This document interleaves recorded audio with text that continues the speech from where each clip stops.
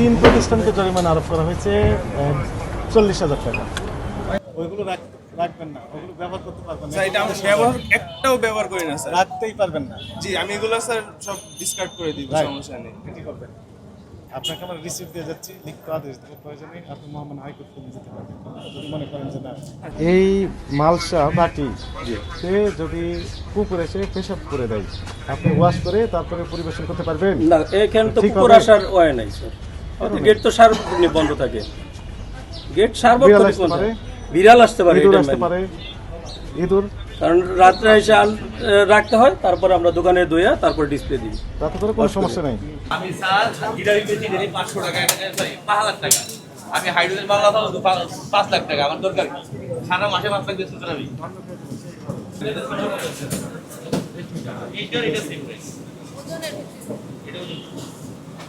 সাইডে পিছনে গেলে তো পাবেন। মেয়াদ দিয়েছেন?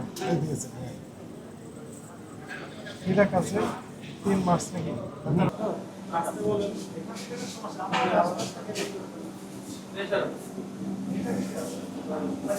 এটা মনে করেন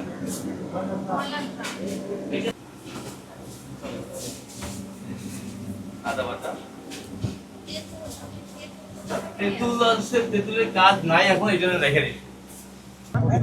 রমজানে ইফতার সামগ্রী যেন হাইজেন পরিবেশে উৎপাদন, সংরক্ষণ এবং পরিবেশন করে, এই বিষয়গুলো এবং একই সাথে কোনো রকমের খাবারের ভেজাল যেন মিশ্র না করতে পারে, এটি নিশ্চিত করার জন্য এই অভিযানগুলো পরিচালনা করা হচ্ছে।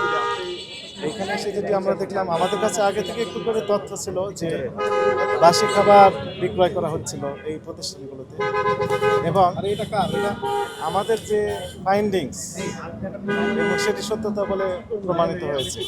অর্থাৎ আগের দিনের যে ইফতার সামগ্রী সম্পূর্ণ বিক্রয় যেগুলো হয় না, সেগুলো পরের দিনে বিক্রি করার জন্য এই ব্যবসায়ী এরা সংরক্ষণ করে।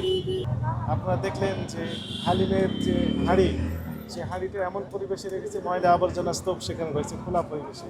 এই সকল অপরাধে 3 প্রতিষ্ঠানকে জরিমানা করা হয়েছে এবং আমাদের যে অভিযান এটি অব্যাহত থাকবে।